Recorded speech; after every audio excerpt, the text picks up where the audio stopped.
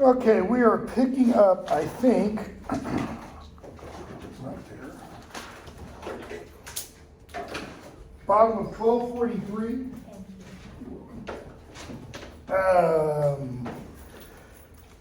Act 1, Scene 2. I think we left off right at this point the other day on Friday. And we see Claudius and Gertrude and all their train come in. And King Claudius gets a big long speech, which we're going to do quite a bit of. Though yet of Hamlet, our dear brother's death, the memory be green, and that it us be fitted to bear our hearts in grief and our whole kingdom to be contracted in one brow of woe. Yet so far hath discretion fought with nature that we with wisest sorrow think on him, together with remembrance of ourselves. So,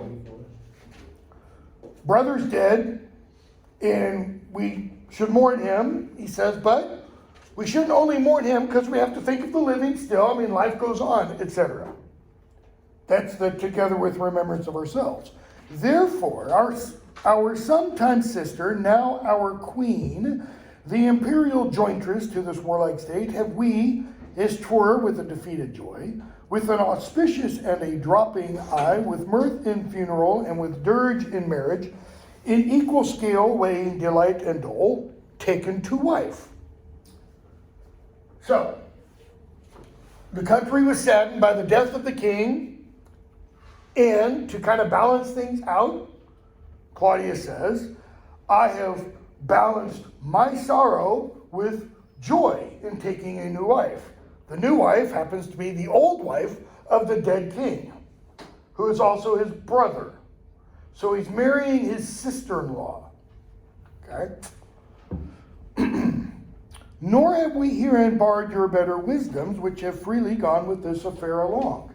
That is Claudius's way of saying his court and advisors did what? They agreed to this marriage.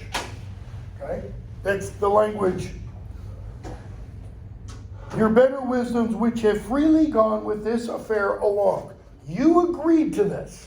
Now, one way of looking at that is his saying, I got the Senate's advice and consent kind of a thing.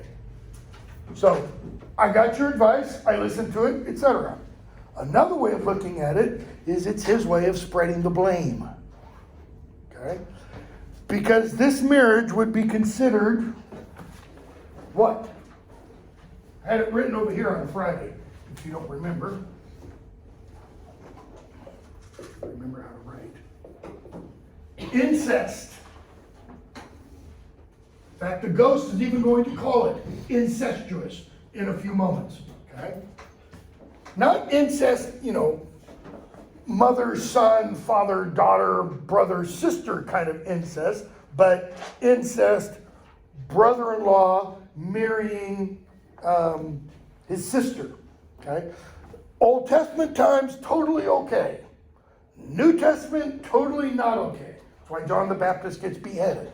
Because he tells King Herod, you're sleeping with your brother's wife, and she kind of doesn't like that, so, go back and read the story. So he goes on after that. So publicly announces, we're married, you agreed to it, no problems. All right? Then he goes on to talk about young Fortinbras of Norway, that we talked a little bit about the other day. Okay? And what's he doing? He's saber rattling. Now follows that line 17 or so, young Fortinbras holding a weak supposal of our worth, that is, young Fortinbras doesn't think diddly squat about us, meaning me, King Claudius, or thinking by our late dear brother's death our state to be disjoint, thinking that because the late king is dead, the state is in disarray, and out of frame, colleague with this dream of his advantage, he hath not failed to pester us with message, importing the surrender of those lands lost by his father. So how does young Fortinbras mourn his father's death? compared to, say, Hamlet. He's trying to win the territory back that his father lost in his single combat with Hamlet Sr.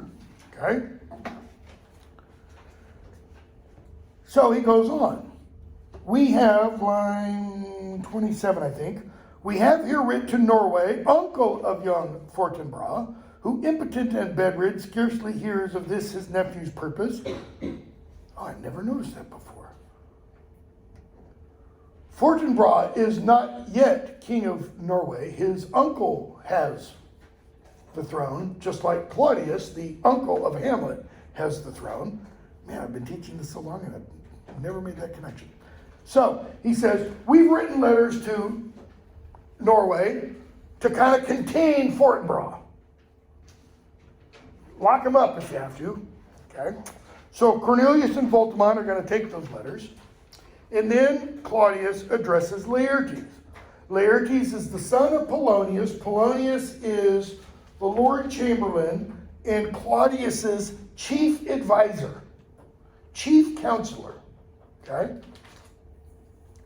And he asks what Laertes wants. Laertes says, I want to go back to school. He wants to go back to Paris. He's a student at the University of Paris. Okay? Your father's okay with it? Yes, he is. So he gives Laertes leave to go. Middle of page 1245, line 64. He then addresses Hamlet. But now, my cousin Hamlet and my son. Your gloss tells you cousin just means distant family relation, not father-son kind of relation. Okay? Hamlet gives an aside and says, a little more than kin and less than kind. Now, when Hamlet makes that aside, the way most asides are done on stage, you know, if I'm Hamlet and Claudius is here and I'm talking to Claudius, if I make an aside, I turn and look at the audience so that the audience is aware, they get an indication by that they can hear what I say, but the people on stage can't. All right? It's kind of like a soliloquy, except there's other people on the stage at the time. An aside does betray the character's thoughts. So the audience hears the character's thoughts, but the people on stage don't. The big difference between an aside and a soliloquy is in a soliloquy, right here, the actor is alone on the stage. There can be no one else on that square platform at all for it to be a soliloquy. You're going to see when we get to Act 3, what is often called one of the greatest soliloquies in the English language is not a soliloquy. Hamlet's to be or not to be speech. Because Ophelia is on the stage. Visibly on the stage. Okay? And it can be argued, and I will argue it, that the king and Polonius are also on the stage. They're standing behind the curtains that mark the doorways into the tiring house and such. We'll talk about that when we get there. So, when Hamlet says a little more than kin and less than kind, he's telling us, the audience, we're more than just distant relations. Or how did your gloss give the gloss for cousin 64? Any kin not of the immediate family. Hamlet says, we're a little closer than just cousins, right? Uncle, nephew. What else are they now? Father, son. Stepfather, Yeah. stepson. Okay? You're getting kind of close to that Oedipus, father, son, brother, sister kind of thing, but not quite there. So we're a little bit more than kin. We're a little closer than just kin related and less than kind. Kind there means less than natural. There's something unnatural about our relationship. Okay? How is it that the clouds still hang on you? What? How many of you have ever seen any of the old Walt Disney Winnie the Pooh cartoons? What character walks around with a cloud over him all the time? Eeyore the donkey. And it's raining on his head. That's kind of the impression or the visual image we have. Right? How is it that the clouds still hang on you? Not so, my Lord. I am too much in the sun. Too much in the sun, Hamlet is saying, or is implying, there aren't any clouds on me. Why? Because I'm too much in your presence. The king is what to society? The king is what to the court? What was Theseus to the court of Athens? He's the center point.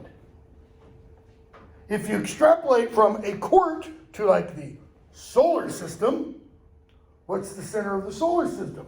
Everything else revolves around the sun. The king is the son of the society. In fact, there's an actual king in history who refers to himself as the Sun King, Louis XIV. All of French society revolved around him. Longest serving king in world history, by the way. I don't remember what it was, 90 some years? Because he became king at like 7. So, I am too much in the sun. That is, I need to get away from your presence, so to speak. So the queen speaks. Good Hamlet, cast thy nighted color off, and let thine eye look like a friend on Denmark. Do not forever with thy veiled lids seek for thy noble father in the dust. Thou know'st 'tis common, all that lives must die, passing through nature to eternity. So, cast thy nighted color off. What is she referring to? It's clothing. Do you wear bright white?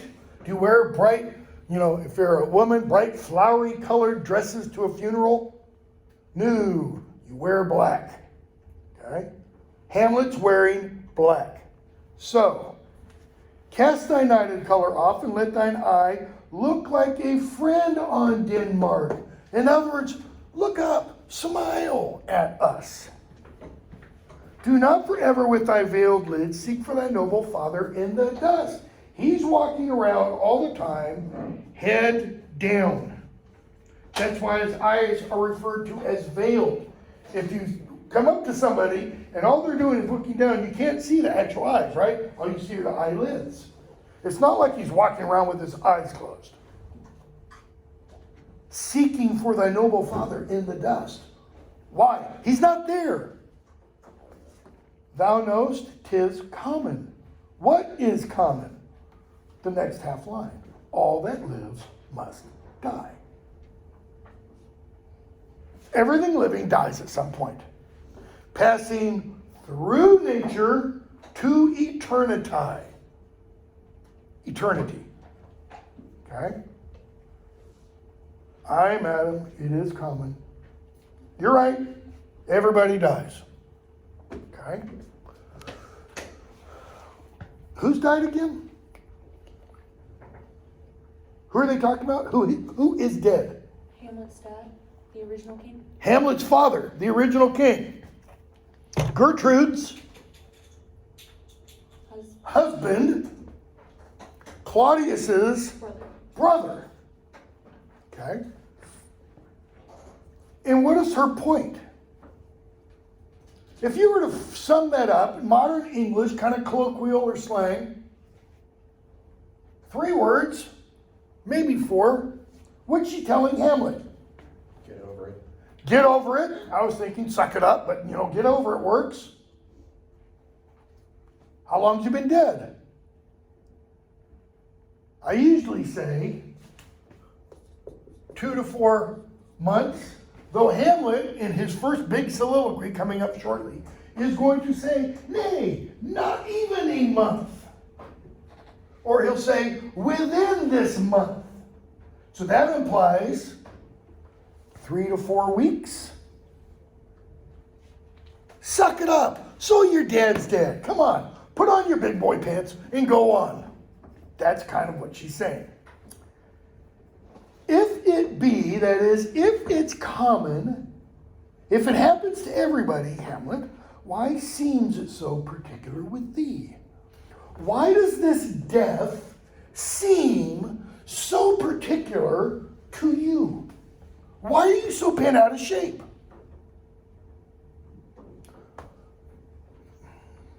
Problem here? Should she be responding this way to her son? No. Why not? Should she be responding this way herself? No, she should be grieving. I would hope, we don't know how long, Gertrude and Claudius were married. I would hope that if I dropped dead right now, my wife would, mourn a little longer than, within a month before going out and, remarrying or something. It wouldn't matter to me at that point, by the way. So, Hamlet, seems, madam? Notice what he latches onto. Seems? You're saying it seems particular? What is seems? It's a subjunctive verb we've talked about before. It indicates a condition contrary to fact. Its appearances. He says, nay, it is. It is what? It is particular with me. Why? Because he was my particular father. All right?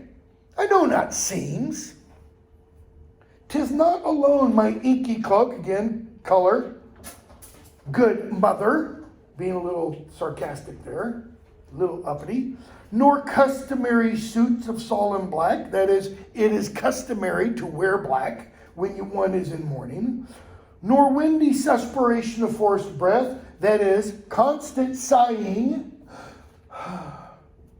okay, nor the fruitful river in the eye, constant tears, nor the dejected behavior of the visage, walking around just looking like, if you've known someone who's lost a loved one, within a few weeks, they still look like what? You push them just a little bit and they're just going to fall apart. You say the wrong thing and it's all just going to start flowing again. Together, none of these things, together with all forms, moods, shapes of grief that can denote me truly. Notice, forms, moods, shapes of grief. Forms of grief, moods of grief, okay, or shapes of grief. All these other things, together with all these forms, shapes, moods of grief, he says, none of these can denote me truly. What's the difference between a denotation and a connotation? If I walked in today and said, I'm feeling a little blue today, what would that mean? I was sad. I was a little down. If I walked in today and I was literally blue, I had blue paint on me, and said, I feel a little blue today, you'd go, duh, what did you do yesterday, kind of a thing. I 65. Pardon? I'd call you Article 65. Okay, so the one is a denotation, the other is a connotation. If I walk in and say I'm feeling a little blue, it means I'm sad. That's a connotation. Context determines the meaning. Denotation is literal meaning. Okay? He's saying, all these things, these don't denote me. These don't tell you literally what is going on to me. Why? Because these indeed seem. These appear. Why? For they are actions that a man might play. And that's why I've got the word play written up here underneath theme. It's another theme of this play. We've already seen spying, observing, watching as a theme. Here's another one. Play acting, or pretending, or not pretending and play acting in that I'm going to be Hamlet, but pretending to be other than what one is. Okay? He says, no. These are things someone can pretend, but I have that within which passeth show. What has Hamlet just told us about his internal state?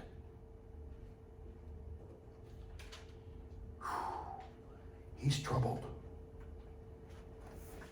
I can pretend to be grieving, but what I have inside, I can't dress that up. I can't, put a bow on it, so to speak. These, his icky cloaks, his tears, his sighs, these are the trappings in the suits of woe. That is, these kind of give an indication. They don't give the reality. So the king replies, "'Tis sweet and commendable in your nature, Hamlet, to give these mourning duties to your father." Good boy. That's what you ought to do. But, whenever you get that but, what do you always know is coming? Something's going to be undercut. But you must know, your father lost a father. That father lost his. And the survivor bound in filial obligation for some term to do obsequious sorrow. That is, when you lose your father, or when your father lost his father, and his father lost his father, the survivor is bound by what? Common cultural mores, common cultural morality, to mourn that dead person for a period of time. What's the period of time? How long? Why seems it so particular with thee? Gertrude is suggesting. Gertrude, in giving us that line, is saying it's no longer particular with her. Okay? She's no longer mourning her dead husband. So, he says, it's right to show this kind of sorrow, but to persever in obstinate condolement, we would say to persevere, in obstinate condolement is, and he's going to start listing things. Well, I'm going to list them 1, 2, 3, 4, etc. He just starts giving us this serial list. Is a course of impious or impious stubbornness. Impious, it goes against God. I mean, the Lord gives and the Lord takes away, Job says. After the Lord gave him, 12 children, I think, and they all got killed. All right? So, it's impious stubbornness. It's unmanly grief. Come on, Hamlet, you're acting like a woman. It shows a will most incorrect to heaven. Why is it incorrect to heaven? Because it's going against heaven. It's trying to hold on to something that's already gone. What else? A heart unfortified. You're weak, Hamlet. You're a coward, Hamlet. A mind impatient.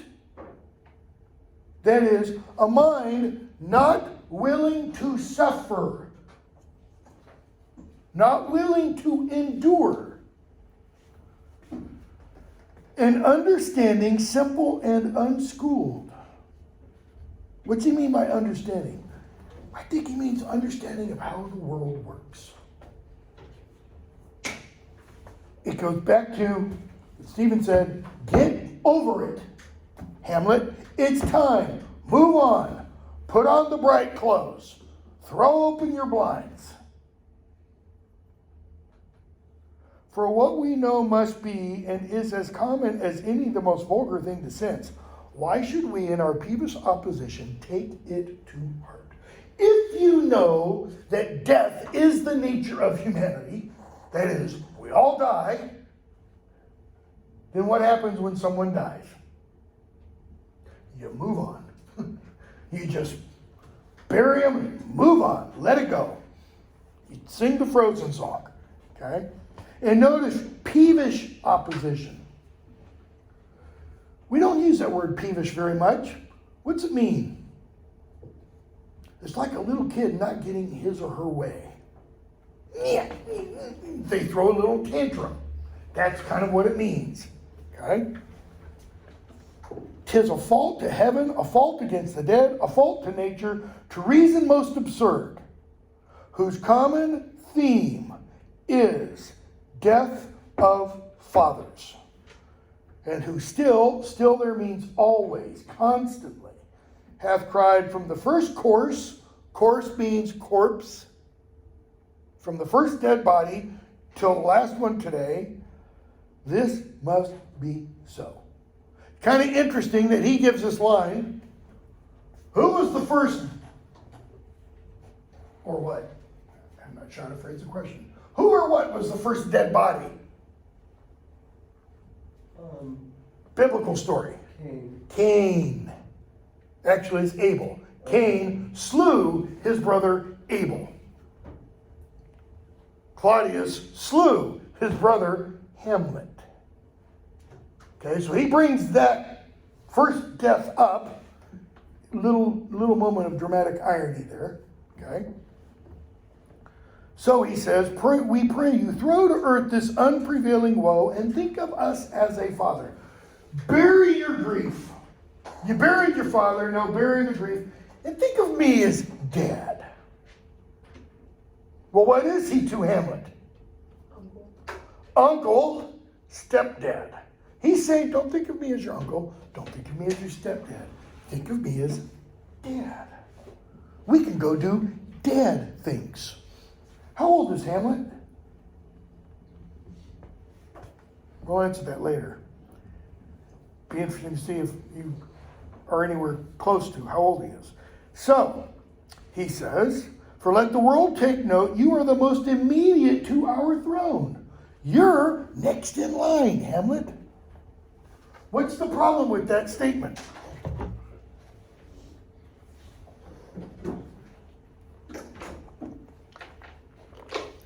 Who was next in line when Hamlet Sr. was still alive? Hamlet.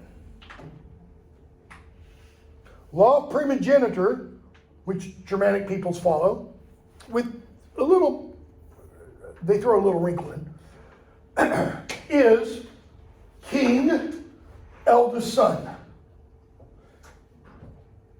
King, once this one's dead, eldest son, all the way down the line. So if you're a second son, third son, fourth son, you're screwed. Unless you knock off your brother, kind of a thing, which is what, happened here. Okay? The way the Germans, throw a little wrinkle in is they actually also have an election. The dukes of the various counties, essentially, will vote to approve that person. And that person who's usually approved is the eldest son of the king. So when he says, guess what, Hamlet? You're now next in line. Hamlet's probably thinking, I was next in line 5 minutes ago, too. And 2 months ago when Dad was still alive. You, just like Hamlet Sr.'s ghost, usurps the time of night. When he comes and shows up, Claudius usurped the throne. Okay? So because of all that, because of saying you're next in line, we don't want you to go back to Wittenberg. Wittenberg is a town in Germany where Hamlet was a student. There's a university there. Don't want you to go back. We want you to stay here. Okay? And the queen begs Hamlet, let not thy mother lose her prayers, Hamlet. I pray thee, stay with us. Don't go to Wittenberg. He says, I shall in all my best obey you, madam. 'Tis a loving and fair reply. Be as ourself in Denmark. That means have all the perks of being king while you stay in Denmark. In other words, he gets to kind of be like Creon was in Thebes when Oedipus and Jocasta were still alive. It's all the joys, but none of the headaches. Okay? So, he says, let's carouse. And the king and everybody else goes off into the castle. Hamlet stays outside. Okay? Or they all leave and Hamlet stays in this room. And Hamlet gets his first soliloquy. And it's a doozy. Okay? Act 1, Scene 2, line 129 down to about 158 or so. Oh, that this too sullied flesh would melt, thaw, and resolve itself into a dew. The first folio edition of this play, for the word sullied, reads solid. Oh, that this too solid flesh would melt, thaw, and resolve itself into a dew. See, both words work. This one, oh, that this too solid flesh, in one sense makes more sense, right? Because you take something solid, you can melt it if it's like ice, which is a solid form of water. You melt it, okay, or you thaw it. You melt it, you thaw it, and you can resolve it, resolution it into a dew. What is he talking about? Well, if you were to take this water, which is not purified water, it's from a tap, okay? Put it into a pot, attach a lid to the pot with a tube that goes like this, a coiled tube, and have the tube empty out over here and boil that water, what would happen to it? What would come out on this side? Still be water, right? What would it not have? Impurities. It would be pure. The water would have been, metaphorically speaking, thawed, melted, and resolved. All the impurities that are in this water that comes out of the machines out here would have been purified. Okay? Oh, that this too solid flesh would be thawed, melted, and resolved, resolution, remade into a dew that is purified, refined. What's he really getting at? Come quickly, Lord Jesus. Take me now. He's talking about the idea of resurrection and being remade perfectly. How do I know? Look at this word now. Oh, that this too sullied. What do you do when you sully someone's reputation? You tarnish it. You dirty it. You throw mud at it. You stain it. Famously, Reagan had a Secretary of Labor. Guy's name was Ray Donovan. Okay? He got dragged through the mud for a supposed crime. He was innocent. And after this big, long investigation, he kind of went to the media and said, who do I go to get my reputation back? Because when something like that happens, you don't get the reputation back. Okay? Oh, that this too sullied, tainted, stained flesh. Now what's being suggested? If you thaw, melt, and resolve it into a dew, what happens to the stain, to the mud, to the dirt? It's left aside. And what's left is pure. Okay? Or, so this is how I know that he's talking about death, kind of in resurrection. Or, that the everlasting had not fixed his canon against self-slaughter. What's the Latin word for self-slaughter? Suicide. Or that God hadn't forbidden suicide. What does this tell us Hamlet is thinking about in the first act? Suicide. See, it's commonly thought that to be or not to be speech in Act 3, that's where Hamlet really wrestles with suicide. No, it's not. In fact, you're going to see when we get there, I'm going to argue everything Hamlet says in that act, in that scene, is an act. And it's all for the purpose or the benefit or the hearing of Ophelia. He walks out on the stage, he sees her, and he's like, even she is spying on me. And so he delivers a speech. Here, this is a soliloquy, folks. What does that mean? The character on the stage is revealing his or her true thoughts. This is just thinking out loud.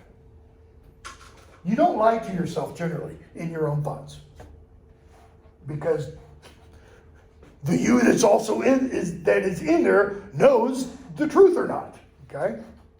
So he goes on. How weary, stale, flat, and unprofitable seem to me all the uses of this world. If you've ever known someone who is suicidal, and I pray that you haven't, what do they tend to tell you? Life isn't worth living. There is nothing worthwhile. Hamlet just said that. How weary, stale, lacking flavor, flat, no dimension, no texture, and unprofitable. It has nothing to do with money. It has everything to do with the benefit or use to me. Seem, condition contrary to fact, it appears this way, all the uses of this world. Everything in this world, he says, is what to me? Meaningless. Useless. Fie on it. Fie. Today we would say, I shouldn't say it. F it. I have said it in other classes, but this semester's been a hell of a semester already, so don't want to stir the demons. 'Tis an unweeded garden that grows to seed. Why does he bring up a garden? Well, Claudius already brought up from the first corpse to now. He's like, it used to be a garden, but now it's unweeded. And the weeds have gone to seed. Now it's just run over. Or overrun, I should say. That it should come to this. But 2 months did. Nay, not so much. Not 2.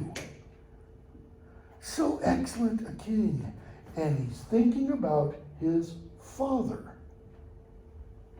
That was to this. And I think when he says to this, he points to where Claudius had been standing. Because kind of in his mind's eye, Claudius is kind of still there. Hyperion to a satyr. Hyperion, the sun god. To, if you remember the great chain of being I had up here, where would a satyr be on that? Beneath humanity. Because how do you get a satyr? Man and goat? Bestiality? Sex with an animal? In all senses of the word bestiality, you know? Must I remember? The implication's kind of, he's trying to forget. He doesn't want to remember. She, talking about his mother now, she would hang on him as if increase of appetite had grown by what it fed on. She would so dote on his father that the doting made her even more doting. That hanging on him so much, she would want to hang on him, be around him even more. And yet within a month, see, and there he goes to, it's not even been a month. Let me not think on it. Why not? What does it do to Hamlet to think on his mother marrying his uncle within a month of his father being put in the ground? It's too hard. It's too disturbing. Okay? He's going to talk, not today, Friday probably, we'll get to it. He's going to talk about what's going on up here. Okay?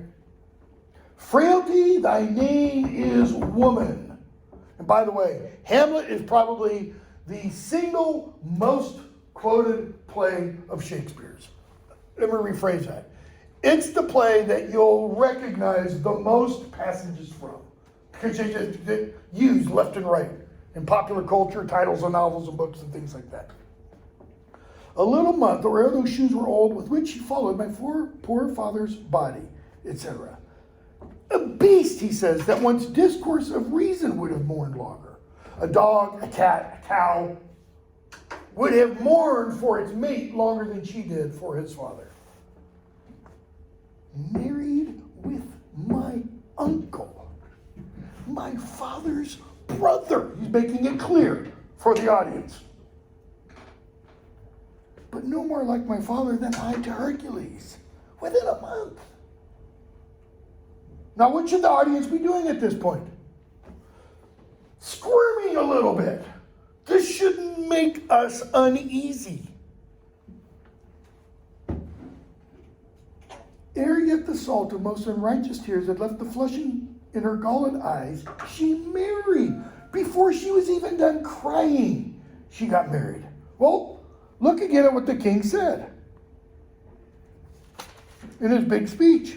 With an auspicious and dropping eye, auspicious looking to the future, dropping, drops coming from it, tearing, with mirth in funeral, and with dirge in marriage, that is, we buried him, but looking forward to the mirth of getting married, okay? And with a dirge in marriage, why? Because we were able to get married because he died, so there's sadness there, We have an equal scale weighing delight and dole, sorrow. Got married. So Hamlet goes on.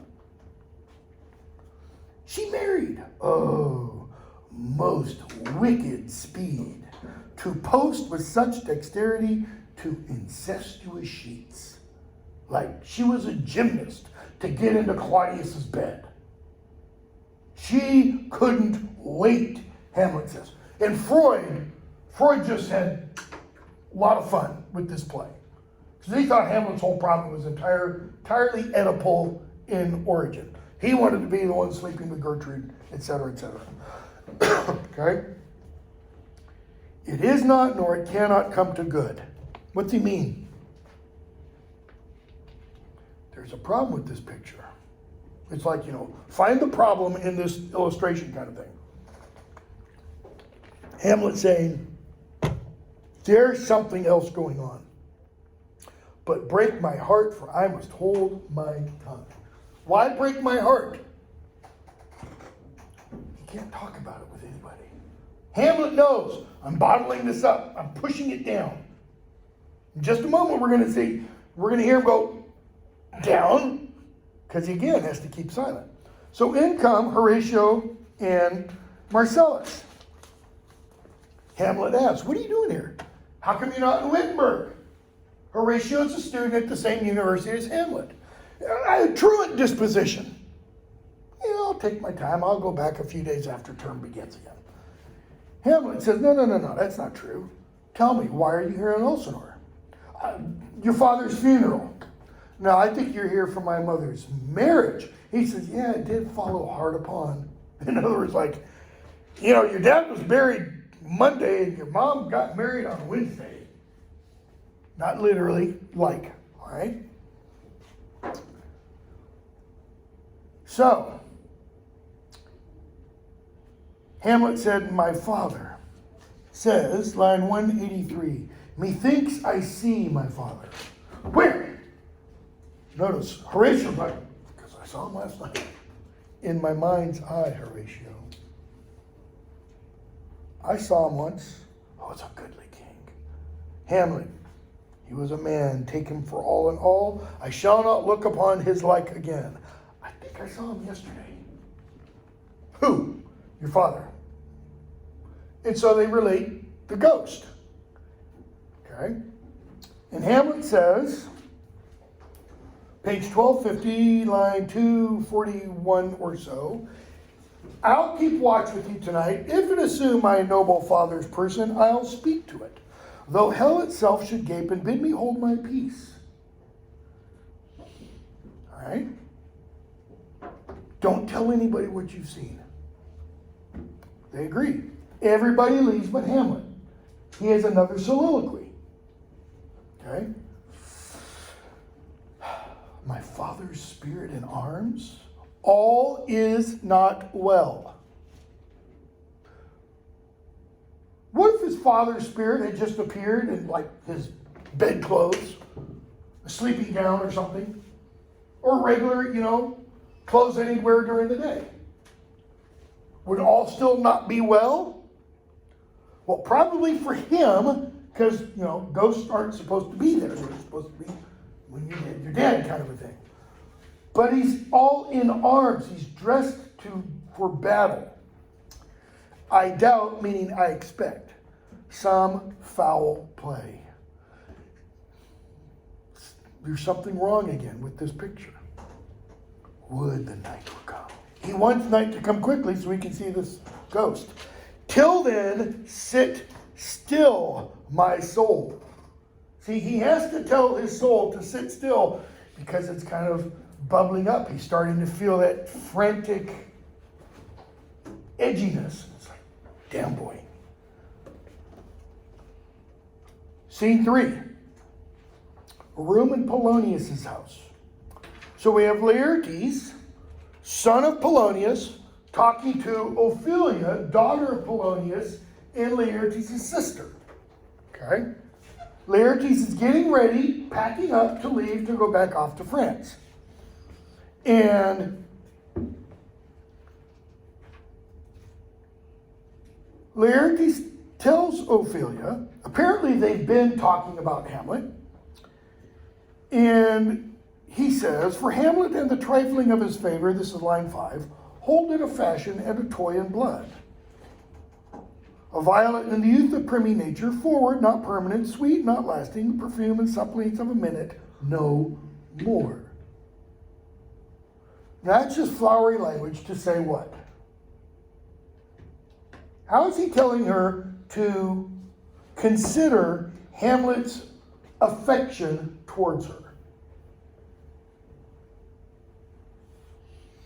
Does he tell her, Ophelia, I know Hamlet, he's not a flighty person. If he's expressed love for you, this is real. This is true, deep, long-term, permanent love. You're saying no, why? What's he saying? He wants one thing, or he's implying it. He's going to say it later. He wants one thing. He wants to get into bed with you. This is temporary. This is not lasting. She says, no more? Really? No. Why? For nature, that is being what he is. What is Hamlet? More than just a man. He's a prince. He's a future king.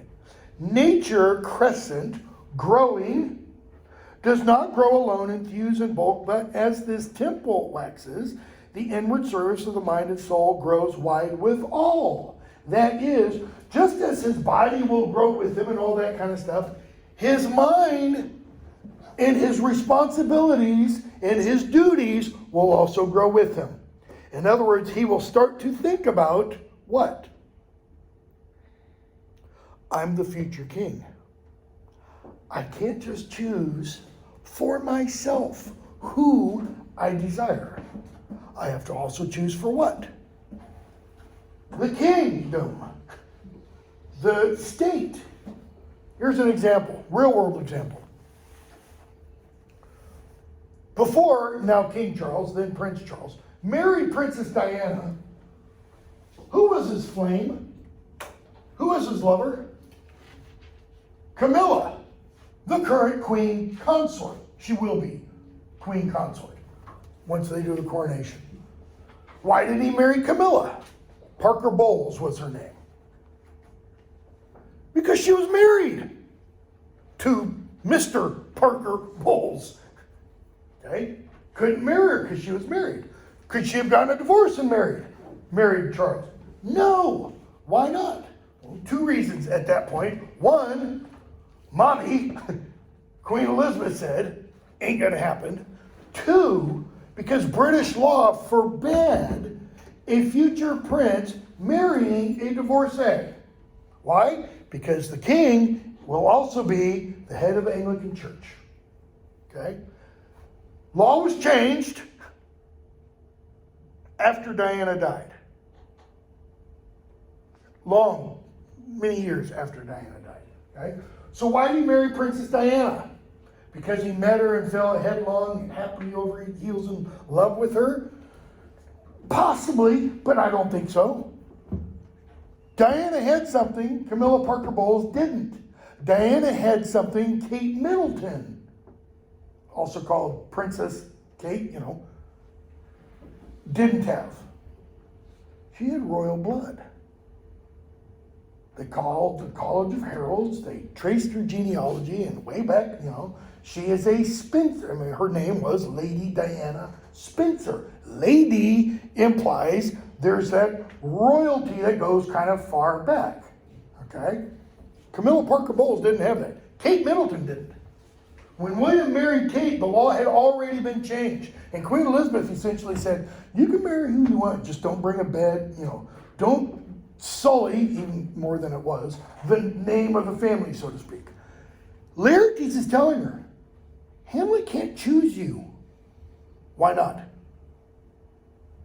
She's the daughter of the king's advisor. Who would be the proper choice for a future king of Denmark? Princess of Norway, Princess of Germany, Princess of England, Princess of, take your country, but Princess of. Okay? That's why he says, line 18, he himself is subject to his birth. See, we kind of think, kings and queens, they haven't made.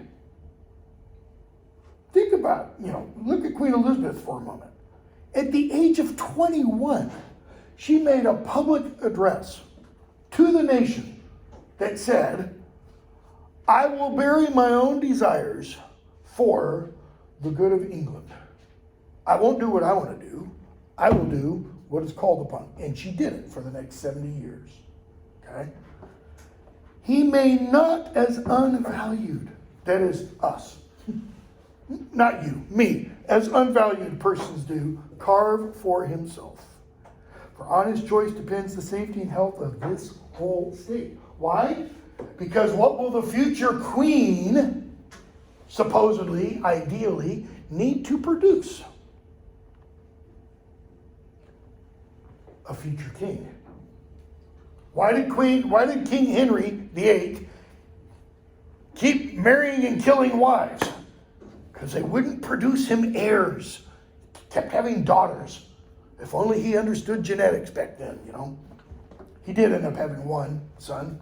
Died when he was sickly, a little thing, when he was 15 or 16. So, he goes on. If he says he loves you, line 24, page 1251, it fits your wisdom so far to believe it, as he in his particular act and place may give his saying deed. That is, and you believe it because he in himself may actually love you, which is no further than the main voice of Denmark goes withal. So, weigh what loss your honor may sustain if with too credent, too believable, too gullible ear you list, that is, listen, to his songs, or lose your heart, or your chaste treasure, her virginity, open to his unmastered importunity. Don't sleep with Hamlet, Laertes is telling her. Fear it, Ophelia. She says, I shall the effect of this good lesson keep as watchman to my heart. But, good brother, what does she say? So you've told me not to sleep around, essentially. So what does she throw back at him? Don't go playing the double standard thing with me. Don't be saying that because I'm a woman, I can't sleep around, but because you're a man, you can. Do not, as some ungracious pastors do, show me the steep and thorny way to heaven. Notice, it won't be pleasant, okay? whilst he himself the primrose path of dalliance treads. Laertes, don't worry, I wouldn't do that, okay? We're gonna have to stop here. Polonius comes in and gives Laertes advice. So we'll pick up there on Friday, and we'll definitely finish this act and probably get into Act 2. All right, have a good day.